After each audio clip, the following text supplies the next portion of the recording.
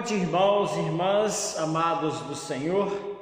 Mais uma vez, nesta manhã, pela graça, pela misericórdia do nosso Deus, ainda estaremos reunidos em nossos lares, em nossas casas, em nossos aconchegos, mas em um só coração, em uma só mente, em um só pensamento, numa só fé, louvando esse Deus todo glorioso e gracioso que nos oferece essa ferramenta tão importante que é a internet, para assim transmitir os nossos cultos, a nossa escola bíblica dominical online. Deus abençoe ricamente a sua vida, e especialmente nesse dia, quando nós ainda estaremos sendo instruídos, edificados com a palavra do presbítero Marcos Lamartine, que está prosseguindo o seu estudo na Epístola de Paulo aos Romanos, e especialmente hoje o capítulo 2, que os irmãos estejam já com as suas Bíblias abertas, porque é o texto que ele estará usando para trazer a meditação desta manhã.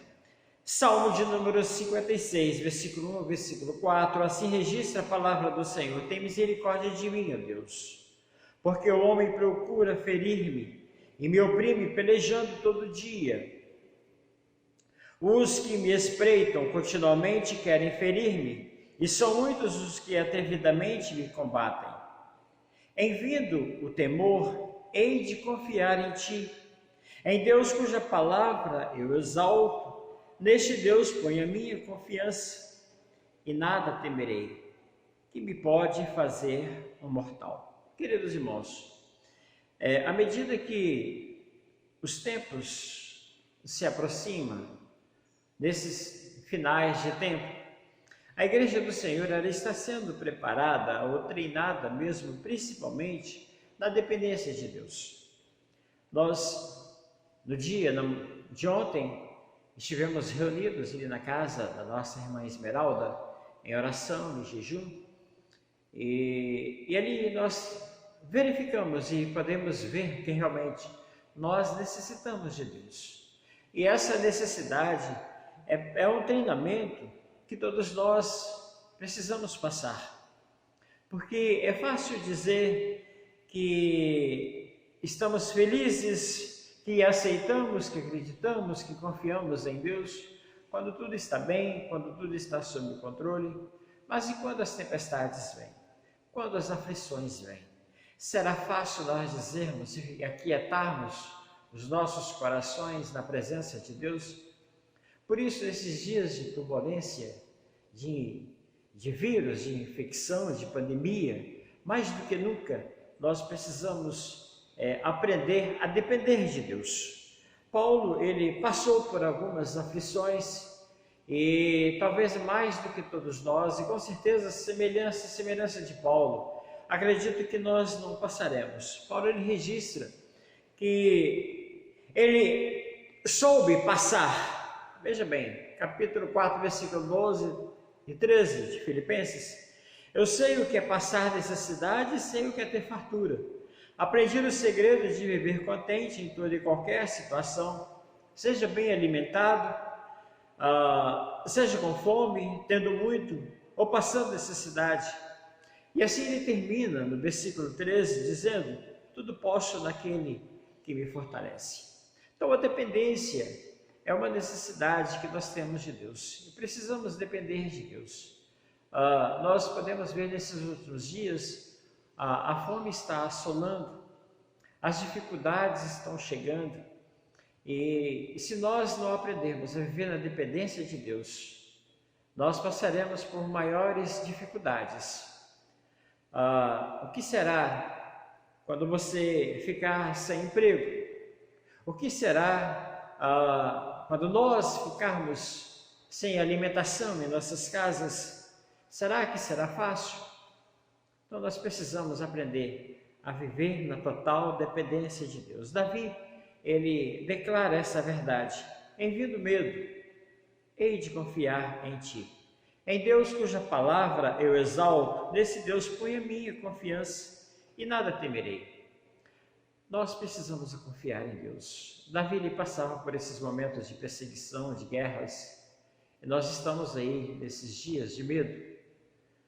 Estamos orando ao Senhor para que esses momentos passem de uma forma mais rápida, porque nós estamos com medo. Mas Davi, ele nos ensina, nos orienta a confiar no Senhor. Confie no Senhor. Não se estribe no seu conhecimento, não estribe naquilo que você pode, naquilo que você tem, e que a cada momento da sua vida você possa enxergar as situações com seus olhos e a oportunidade do exercício da dependência de Deus. Precisamos e necessitamos de Deus. O nosso irmão necessita de nós necessitamos de Deus, o nosso irmão necessita de Deus. E assim, queridos, que nesta manhã, essas primeiras palavras, possamos nós aprender a viver na dependência de Deus, a confiar em Deus, expressando as palavras do salmista e de outros irmãos, como o apóstolo Paulo: em Deus ponho a minha confiança e nada temerei. Tudo posso naquele que me fortalece.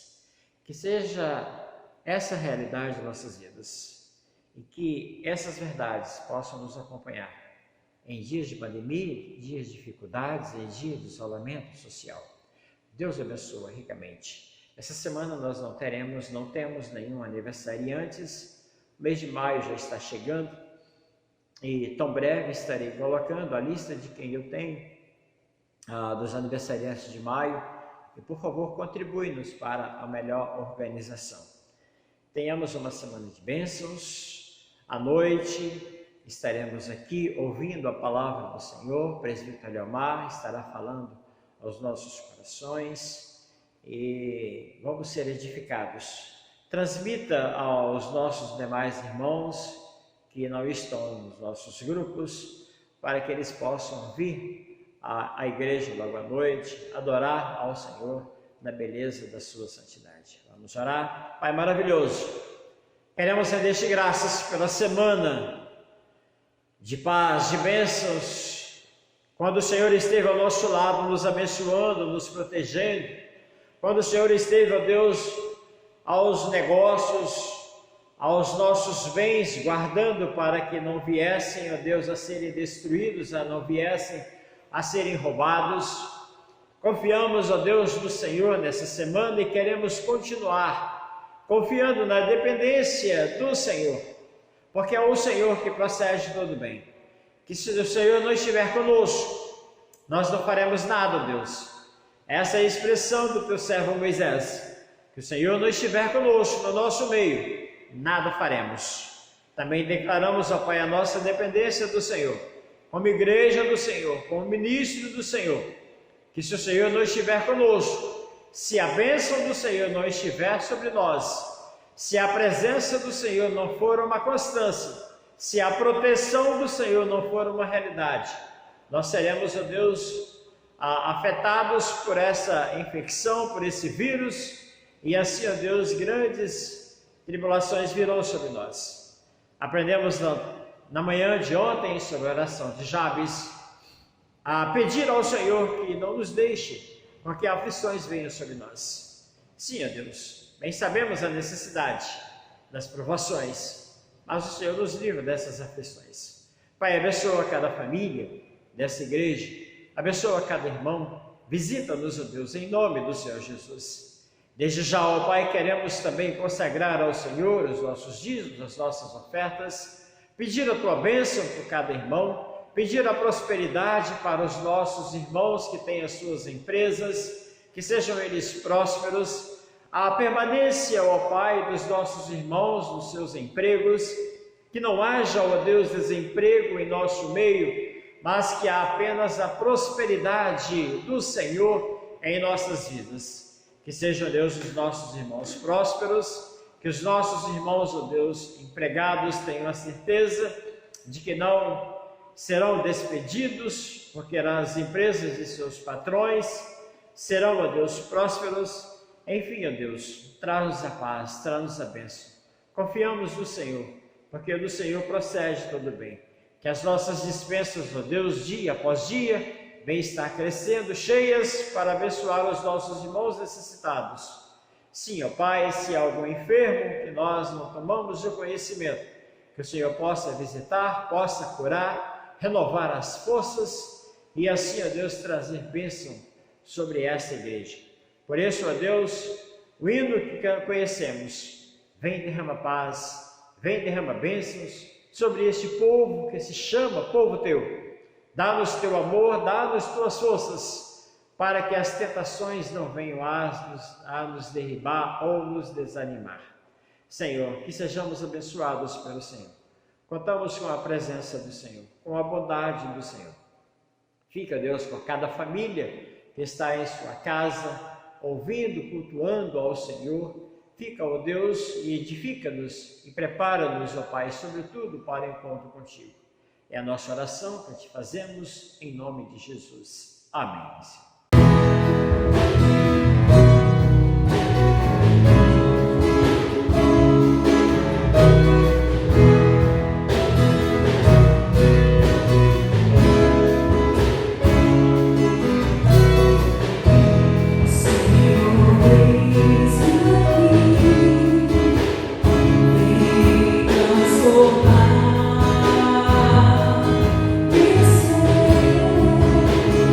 Oh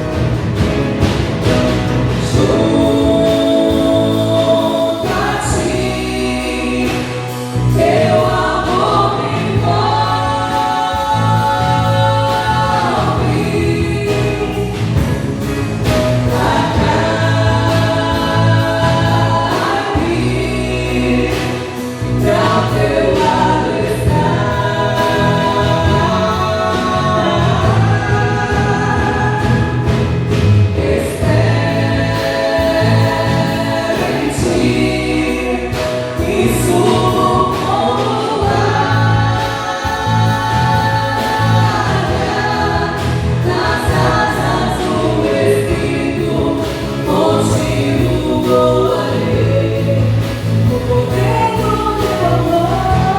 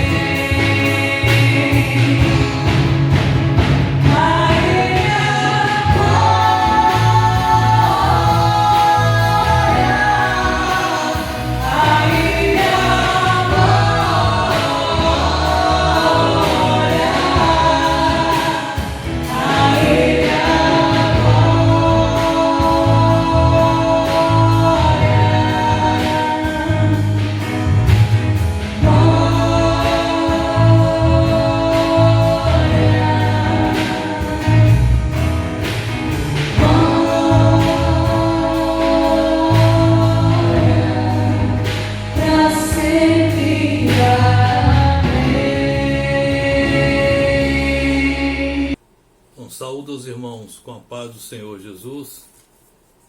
Convido os irmãos a abrirem suas Bíblias do livro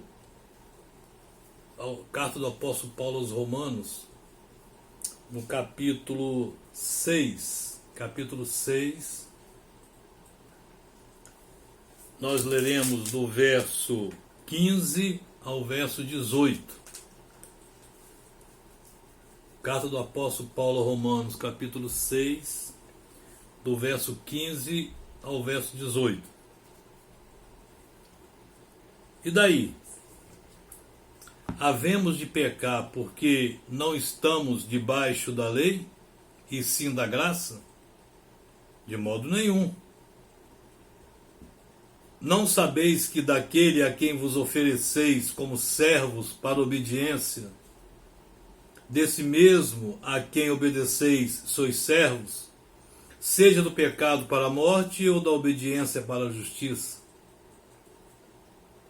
Mas graças a Deus, porque outrora escravos do pecado, contudo viestes a obedecer de coração a forma de doutrina a que fostes entregues.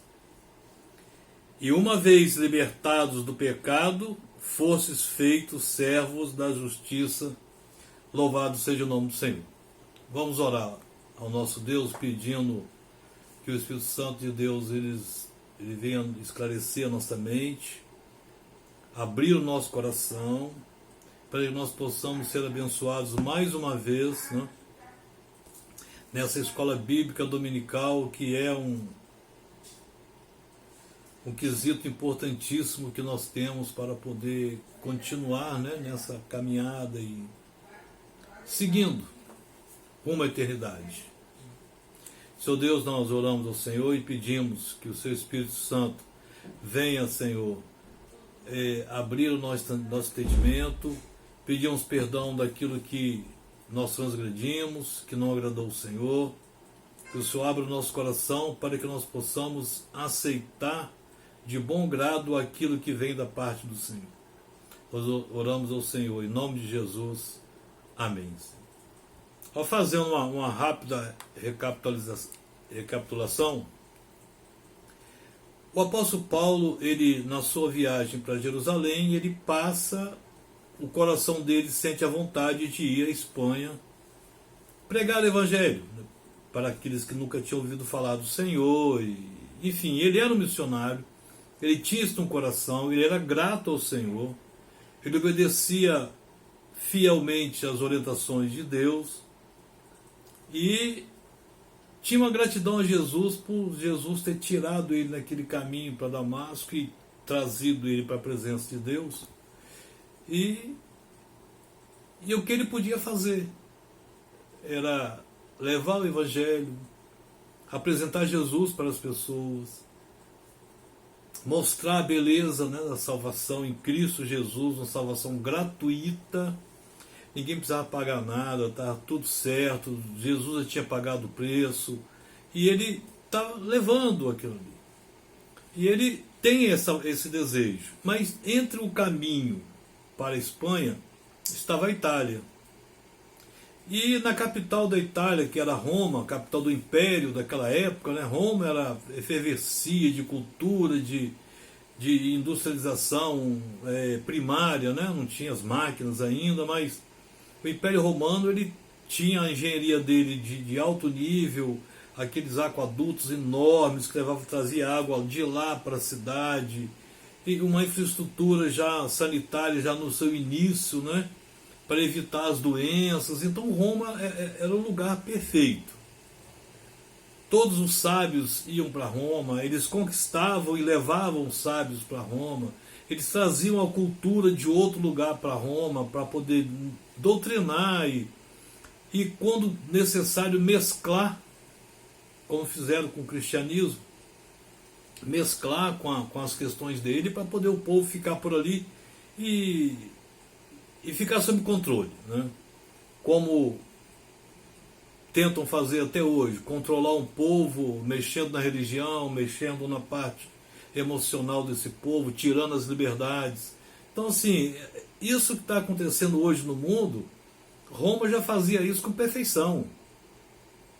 O mundo era o Império Romano.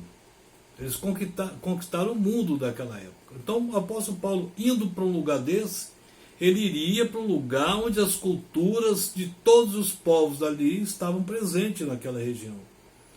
E ele sabia o que ele iria encontrar ali.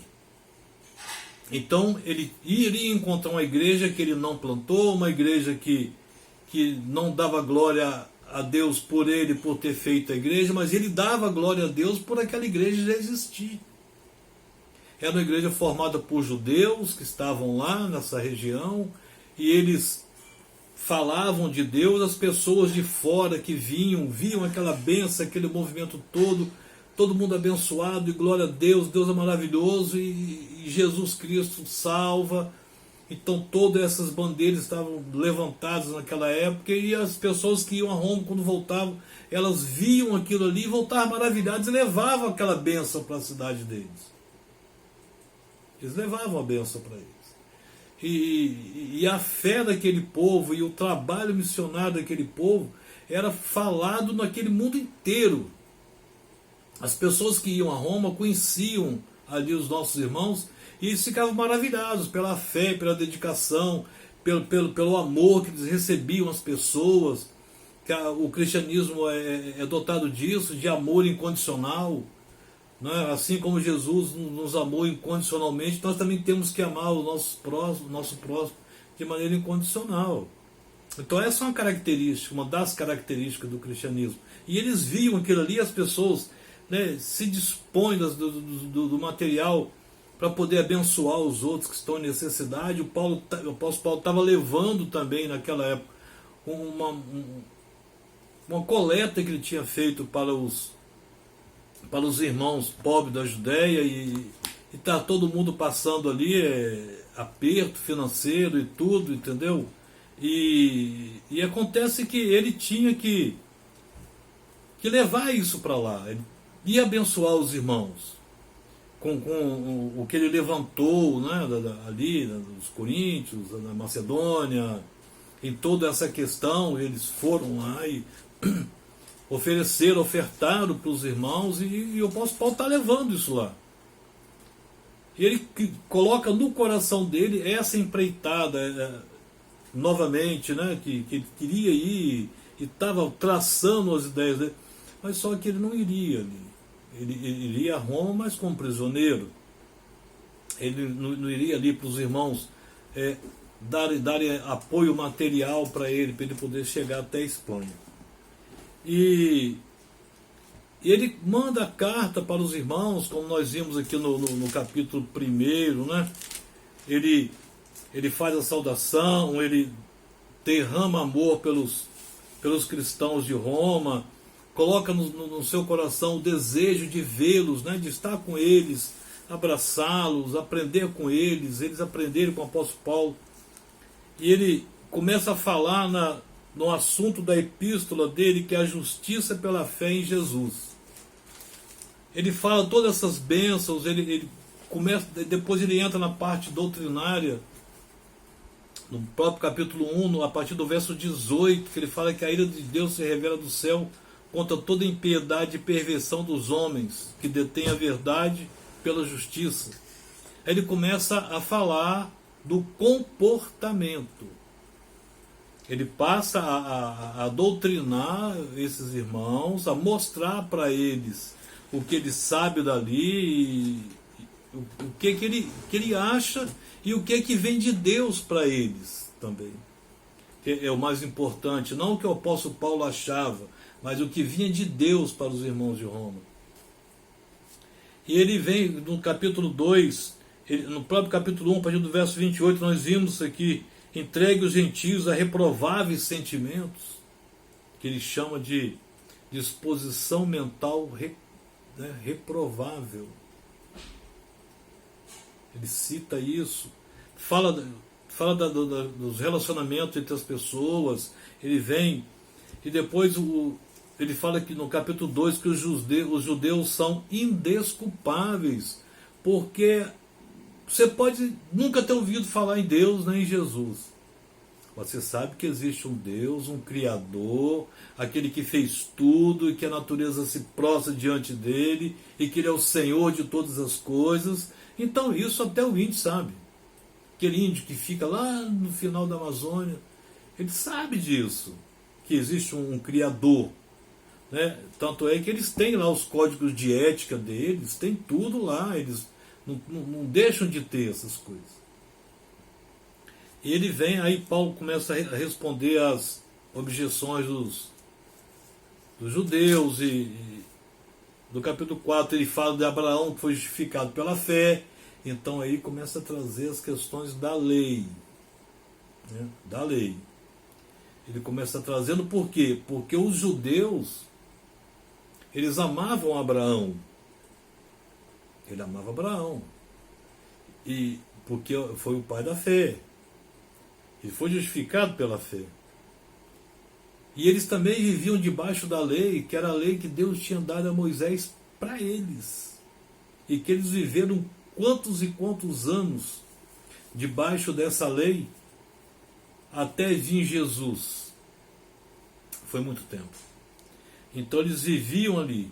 E no capítulo 5 ele fala da justificação pela fé e paz com Deus.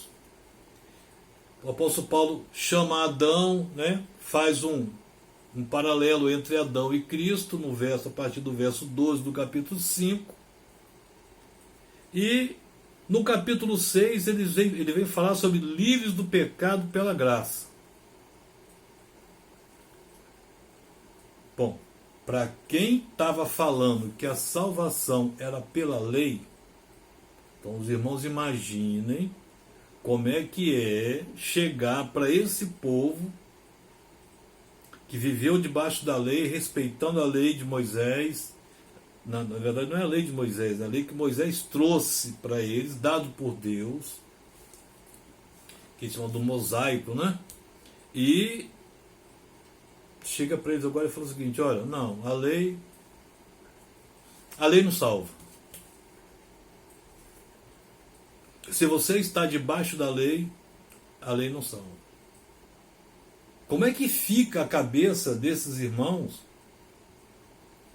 né, dessa igreja primitiva, que tinha um conhecimento único, que era a lei que Moisés trouxe para eles, isso é uma lei de Moisés, o primeiro legislador da história, né, da humanidade, em que essas leis servem de baliza até hoje para os códigos de ética, ou seja, o conjunto de leis que rege o comportamento humano. E ele chega agora e fala assim. Então o apóstolo Paulo, ele já sabia o que iria acontecer. Então ele, prevendo esse tipo de indagação, ele já lança logo aqui e dá a resposta. Porque ele também era judeu. Ele viveu sobre a lei, ele sabia como é que pensava aquele povo. Então ele se antecipa aqui, não é, ao debate, porque com certeza teria esse debate quando ele chegasse lá. E ele fala assim: e daí? No verso 15. E daí o quê? No verso 14. Porque o pecado não terá domínio sobre vós, pois não estáis debaixo da lei, e sim da graça. Havemos de pecar porque não estamos debaixo da lei e sim da graça? De modo nenhum. Por que eles falavam isso? Porque a lei, ela trazia restrições. A lei trazia restrições. E a lei, ela codificava. A lei era, eu fiz anotações aqui, estou olhando aqui no computador. A lei era cerimonial, porque ela trazia com relação ao culto, né, o sacrifício. A lei regia isso. Então tudo que não estava dentro da lei para o sacrifício, para o culto, não podia fazer, era pecado. Tinha a lei civil, né, a lei cívica, ou civil, falava sobre os casamentos, sobre os direitos e deveres, o relacionamento humano entre pessoas e tal. Então era a lei civil, tinha a parte civil dela. E a lei moral trazia também, estava embutido na lei, a lei moral, que tratava da relação entre as pessoas, que eram os 10 mandamentos, a relação entre Deus e o homem. Né? Não fará Deus, não terá outro Deus diante de mim, não nos esculpirás, e aquela coisa toda, os 10 mandamentos, estava ali. Então, o bojo dessa lei tinha essas 3 partes. Então, se agora Paulo chega com essa novidade de que não é salvo pela lei, mas sim pela graça, pela fé gratuita em Jesus, né? Então essa graça aí quer dizer que é gratuita. Não tem um preço para você pagar, porque o preço já foi pago por Jesus na cruz do Calvário. Então, havemos de pecar porque não estamos debaixo da lei, ou seja, se você retira a lei, você retira as restrições. E se você retira as restrições, tanto, né, a cerimonial, a moral e a civil, o pecado sai. Não tinha o entendimento do pecado. Porque a lei, ela frisava isso, ela mostrava o que você poderia fazer, o que você não poderia. Então, se sim, sim, se não, pecado. Então, tira a lei, você tira tudo isso. E ele pergunta, e daí? Havemos de pecar porque não estamos debaixo da lei e sim da graça? Né? Então está livre para você fazer o que você quiser, porque retira a lei e a gente fica solto? Mas viver debaixo da lei, depois nós vamos ver aqui o que é, não é só assim. Então essa é uma pergunta. Ele fala assim, de modo nenhum. Quer dizer, por que agora sai a lei? Eu posso viver, como diz hoje a juventude, de boa? Não, não é assim. Ele fala, não, de modo nenhum. Não sabeis que aquele, verso 16, não sabeis que aquele a quem vos ofereceis como servos para a obediência, desse mesmo a quem obedeceis, sois servos, seja do pecado para a morte, ou seja, ou da obediência para a justiça? Aqui, na própria Bíblia fala que você não pode servir a 2 senhores. Por que você não pode servir a 2 senhores? De onde vem isso aí, né? Vem da questão que ele fala aqui, ó. A quem vos ofereceis, ou seja, quando você se oferece, você se entrega, você não se vende, você está indo de graça. Você está indo de graça. Então não existe o preço, né? Você está indo gratuitamente, você está se oferecendo. Você se oferece a isso, né? Então ele fala assim, a quem vos ofereceis como servos para a obediência. Então, se você está servindo a um senhor, você não pode servir a outro. É o princípio, a gente fala isso da exclusividade, né? É o princípio da exclusividade. Você não pode servir a um e a outro. Você só pode servir a um. Ou você vai servir o pecado e ser escravo do pecado, ou você vai servir ao Senhor e ser abençoado. Né? Chama-se dedicação exclusiva. Você vai se dedicar exclusivamente a um. Então vamos supor que não estamos fazendo suposição, porque nós estamos aqui entre servos do Senhor, crentes em Jesus convictos, né, onde não há nenhuma dúvida, mas vamos viver aqui no campo da suposição. Se você vai servir, ou se eu vou servir ao pecado, eu tenho como servir a Deus? Não tenho. Porque se eu servir ao pecado, eu já sei quanto eu vou ganhar. No fim do mês, meu contra-cheque, o que vai estar escrito lá? O líquido a receber, morte. Porque o salário do pecado é a morte. Então eu já sei quanto eu vou ganhar servindo ao pecado. E se eu sirvo o pecado exclusivamente, eu estou satisfazendo a minha parte humana, a carne.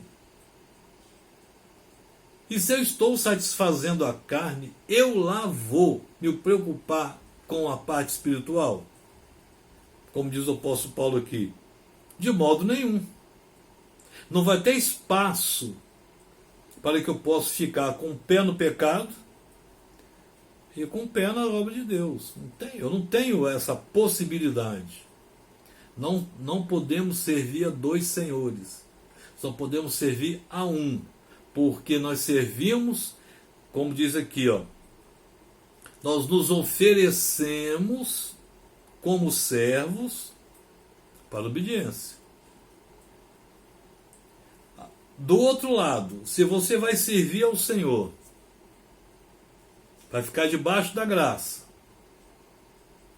você já sabe quanto você vai ganhar, está no seu contra-cheque lá no final do expediente total que a gente passar aqui na terra. Quanto está lá no líquido a receber? Vida eterna. Então, se você está aqui servindo ao Senhor, servo de Deus, por oferta, por oferecimento, dedicação exclusiva, que é o que Deus pede, não é isso? Coração contrito, fé. Você vai estar servindo aqui de olho no pecado? Diz para mim. Tem gente que faz, né? Pois é. Você não pode servir a dois senhores. Você pode ver alguém na igreja servindo a Deus, dando glória a Deus, aleluia, cantando louvores e tal, sacudindo, balançando para lá e para cá, e aleluia, irmãos, daqui a pouco tá lá, né? Para meditação nossa, né? Não adianta ficar, fulano foi, não, isso não importa, não. Uma questão aqui a meditar é o seguinte: quem serve ao pecado é fiel ao pecado. Quando é que ele vem na igreja? Não vem mesmo. Porque ele vai deixar o pecado, ele vai deixar o prazer dele, ele vai deixar aquelas coisas que saltam aos seus olhos. Ele vai deixar, ele não vai deixar. Então por que quando alguém serve ao Senhor, tem que ficar com um olho no peixe, outro olho no gato? Um olho em Deus, outro olho no pecado? Não é? Aquele que serve ao pecado, ele não vem para cá. Só, claro, ele vai vir como nós viemos, pelo chamado do Senhor, e abandonamos aquilo lá. Abandonamos aquilo. Nós não voltamos mais a Ele. Mas Ele que está lá, Ele já está prontinho, com o contra-cheque pronto, no líquido a receber, morte. Ele sabe.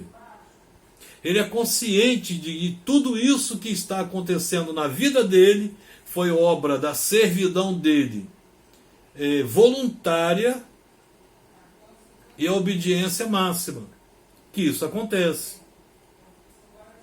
Ao passo que nós também, quando estamos aqui na presença do Senhor, nós sabemos o que acontece, sabemos o que vai acontecer e sabemos o prêmio que nós receberemos no final de toda essa nossa trajetória, que às vezes não é tão fácil, né?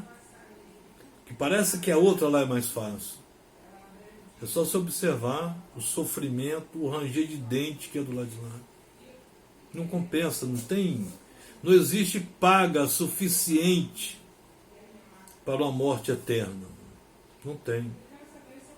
Então, tá lá, mas ele fica lá. E nós que estamos aqui, temos que estar aqui porque a gente já conhece aquilo lá.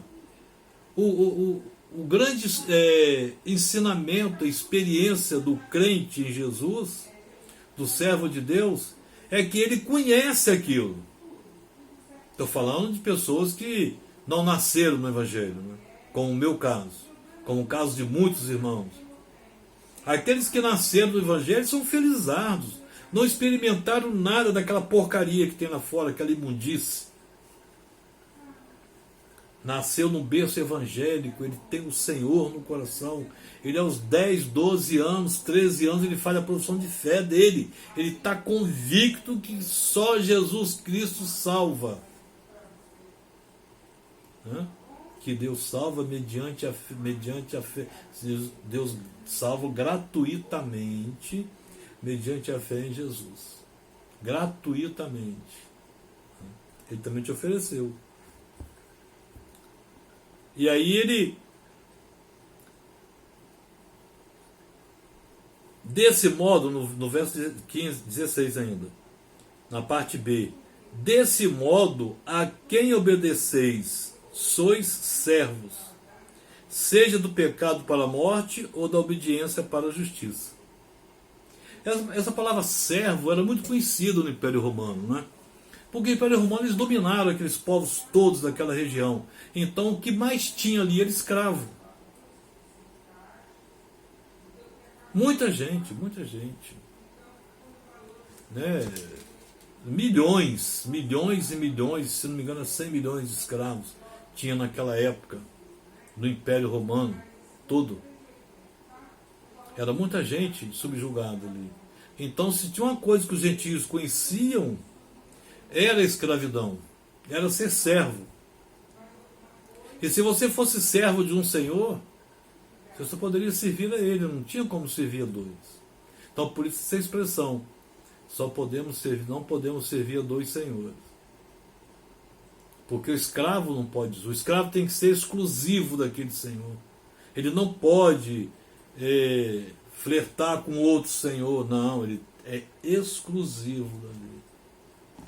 Se alguém se oferecesse ao Senhor para ser escravo dele, e morar lá na propriedade dele, ter o que comer, e onde dormir, botar o esqueleto dele lá, ele fazia a solicitação para ser escravo dele, e ele ia lá ver e aceitava, ele teria que ser dedicação exclusiva àquele Senhor. Então não conseguiria fazer isso novamente. Mas graças a Deus, verso 17, mas graças a Deus porque outrora, escravos do pecado, contudo, viestes a obedecer de coração à forma de doutrina a que foste entregues. Acabamos de falar.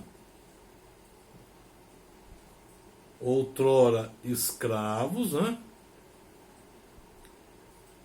Do pecado, que a gente conheceu, quem não nasceu, vou repetir, quem não nasceu no lar evangélico, teve lá, flertou lá, né? Contudo, vieste a obedecer de coração. Quando chega ao coração, já passou pela mente. Veio dos olhos para a mente, para o coração. Essa palavra coração é mais uma expressão, né? Não quer dizer que está dentro do coração, batendo, bombeando sangue, aquela coisa toda. Não é o coração físico. Né? É dentro daquilo que é mais sublime nosso, né? É aquilo que é mais guardado, aquilo que está mais escondido ali, que só nós temos acesso. Então, como isso reconhece que é a própria essência, que é a vida, Então, o símbolo da vida é o coração, porque ele parou de bater, não tem mais jeito. Você pode estar ali em coma, o coração está batendo. Você está vivo. Um dia, provavelmente, você vai acordar daquele estado. Você pode estar no hospital e está com a doença muito grave e o seu estado não está bom, e, enfim. Aí você está ali no CTI, na UTI, nós já passamos por isso, nos parentes nossos já morreram. E aí você está ali e de repente vem um anúncio, ó, seu parente aí, o seu amigo, né, teve morte cerebral. Morreu? Não. Ele só não pensa mais, não ordena o corpo, né, o cérebro não ordena mais para levantar, para sentar, para comer, para parar, para pular. Isso quem faz é o cérebro. Se teve morte cerebral, o comando do corpo acabou. Mas o coração está batendo. Ele só vai ser declarado o óbito dele se o coração parar. Então venha obedecer de coração, ou seja, de toda a sua plenitude, de toda a sua vida, de toda a sua razão de existir. Aí você, aqui no verso 17, vai obedecer incondicionalmente, de todo o coração. A forma de doutrina a que foste entregues. Fostes entregues, quer dizer, você foi entregue a ela. A força? Não. Por vontade própria. Você se ofereceu para isso. Você foi lá, você procurou uma igreja evangélica, você aceitou Jesus como seu suficiente Salvador e único. Você participou, você desceu as águas, você fez todos os ritos, tá tudo certo, profissão de fé, é membro da igreja. Ninguém te forçou a nada. Você foi de todo coração. Então não dá para servir outro Senhor. Nem para ficar olhando para lá, né? Tem que ficar aqui, ó, de frente para a cruz de Jesus, de olhos bem abertos pelos sinais dos tempos. Você saber em que você está pisando e onde você está indo. E ó, desviando do pecado e pedindo a Deus que Ele mantenha você sempre fora dele. Isso é de todo o coração, né? Para obedecer. Aí o verso 18. E uma vez libertados do pecado, foste feitos servos da justiça. Aí você vai ser justificado. Aí sim, aí você vai estar com o seu contra-cheque na mão e você já sabe quanto vai receber. E quanto você vai receber? Está lá líquido a receber. Vida eterna. É maravilhoso tudo isso. É um ensinamento que o apóstolo Paulo passa para esses irmãos de Roma, numa carta que antecede a sua chegada lá, que mesmo está só no seu coração, a vontade de ir lá ver os irmãos, de conversar com eles e ser abençoado por eles, abençoar os irmãos. E ele fala isso aqui de maneira tão clara, né? Uma vez libertos do pecado, fostes feitos servos da justiça. Que é o que mais nós queremos. Nós precisamos disso. Nós procuramos isso. A cada dia que passa, nós procuramos isso, nós queremos isso. É impressionante a nossa busca, né, por isso, pela vida eterna. Enfim, tem nosso desejo de encontrar Jesus, para que juntos com ele seremos levantados até o céu, a cantar louvores ao Senhor. Então, todo ensinamento nosso, o foco nosso é Jesus, é a bênção, é a vida eterna, é cantar louvores a Deus, é viver na eternidade, porque nós sabemos que lá não vai ter essa agonia toda que a gente está tendo, esse momento de pandemia, todo mundo preso, a desinformação total, as pessoas ficam criando coisas na cabeça da gente, amedrontando todo mundo. Eu vi aí, só para ilustrar aí um pouco de piada, porque um vereador aí lá do sul do país falou em pulverizar álcool gel para matar o vírus, porque o vírus estava no ar. Quer dizer, essas maluquices, se colocando de sábios, se classificaram como loucos. A sabedoria humana não é a sabedoria de Deus. A sabedoria de Deus para essas pessoas, cara, é loucura. É loucura. Buscar a vida eterna é loucura. Ser servo de Jesus para o mundo é loucura. Eles estão tentando nos fazer não se reunir. Estão pressionando agora a igreja. Por quê? Porque eles acham que nós somos loucos. Sabe por que eles acham que nós somos loucos? Porque eles não conseguem ver o que nós vemos. Milagres, arrependimento, conversão. Uma pessoa entrar na igreja de um jeito e sair de outro. Fica lá as vestes antigas e ganha veste nova. Ele não consegue entender porque uma pessoa que pecava tanto agora não peca mais, é chamado de servo de Deus. O homem está arrependido. Não consegue entender. Para ele, começou a pecar, tem que continuar no pecado. Só servia aquele Senhor lá. Então é assim que a gente foi separado para o Evangelho do Senhor. Bom, quero agradecer aos irmãos a paciência, mais uma vez, de meditarmos aqui juntos, mesmo remotamente, e que Deus nos abençoe a cada dia, para que nós possamos sair por aí repetindo essas coisas que o apóstolo Paulo falou.